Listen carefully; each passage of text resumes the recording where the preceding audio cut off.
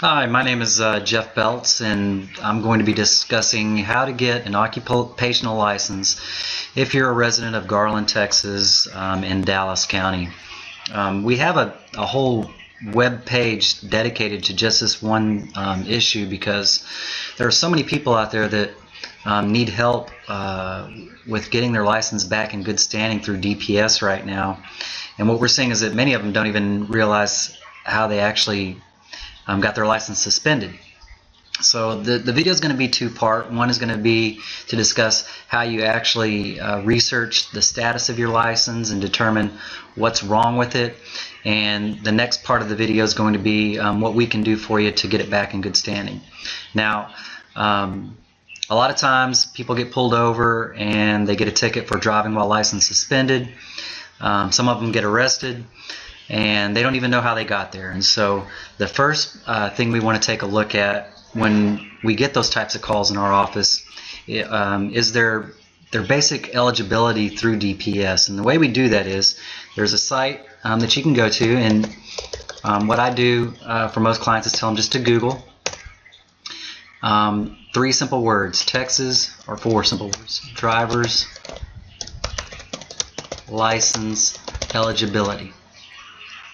And when you do that, Texas driver's license eligibility, normally the first site that pops up is going to be this site right here, and that's the official Texas driver's license eligibility system.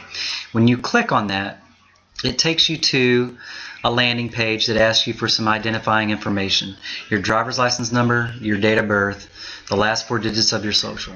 Now when you type that information in, what happens is it brings up a driving record. And so if I were to type in my information, it would bring up a record. And so I'll do that here right now just so you can kind of see what happens.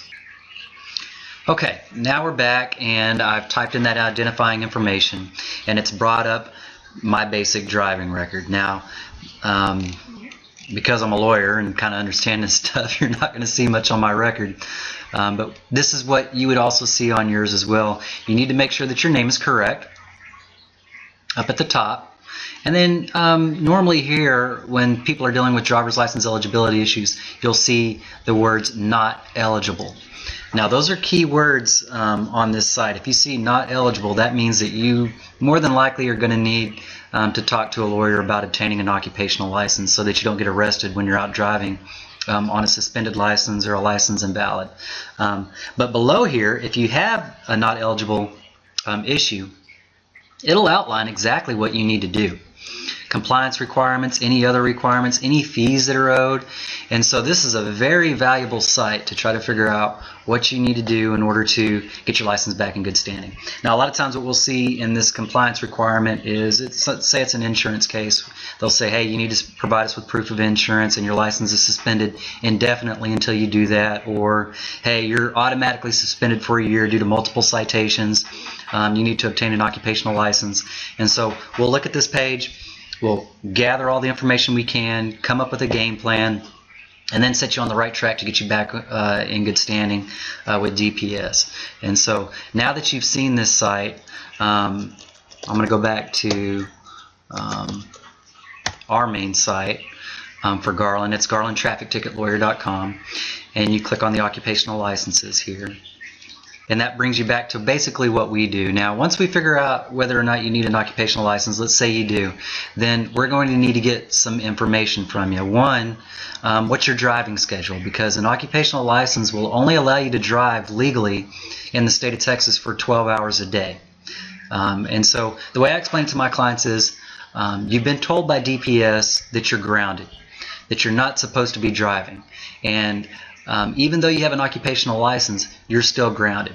The occupational license is only a limited use license that allows you to drive to and from work or to and from school, but after that you're supposed to go right back home. And so for that reason, you're only allowed to drive, the legislature has determined you're only allowed to drive for 12 hours a day. And so we outline your schedule. What's your driving schedule? What best fits you to drive within that schedule? We work that out with you. And then one of the other requirements that we need from you before we can file an occupational license request in Dallas County is proof of insurance. And that insurance has to be what they call SR22 insurance. Now, SR22 insurance is sold by pretty much every insurance company that does business in the state of Texas. We've seen some problems where some don't have their certificate of business with the state insurance board on file, and they've been rejected for that reason. So just make sure that they're legit. But what you do is you go in, you get pricing for SR22 insurance, you purchase that insurance in advance, and you get us a copy of the binder. Now what we do is we take that binder, we attach it to your petition, and we submit that to the court for approval. Once it's approved, the judge signs an order granting you the limited use license, the occupational license, and that order is good to drive on for 30 days without copy of the actual license. Now, we take that order, the SR22 insurance, and any reinstatement fees, and we ship that all up to DPS. And DPS will then review it, make sure that nothing's missing, and then send you a hard copy of the license in the mail. And so the license will actually, it looks like a regular license, except at the top it says occupational driver's license. And then what you're required to do is you keep that order in your glove compartment, put the license in your back pocket, and you keep a log record of all your driving time as you're driving throughout the day to make sure that you're only driving within that 12-hour period. We've seen some problems, even though clients of ours have had occupational licenses. Some of the problems we've seen are officers that pull one of our clients over, and in DPS's system, your license will remain invalid. It'll say invalid even though you have an occupational license in your pocket, because it's invalid. The occupational license is only an exception to that invalidity to get you to and from work and school. And so officers will get confused and they'll say, well, it says invalid in my system, so I'm writing you a ticket anyway.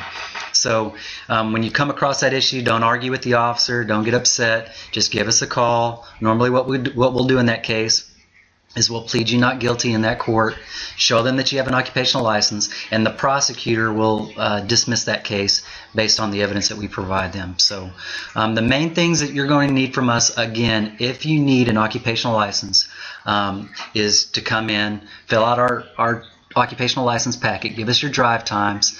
Second, go ahead and start pricing SR22 insurance, because we're going to need a binder before we can even file the petition in court.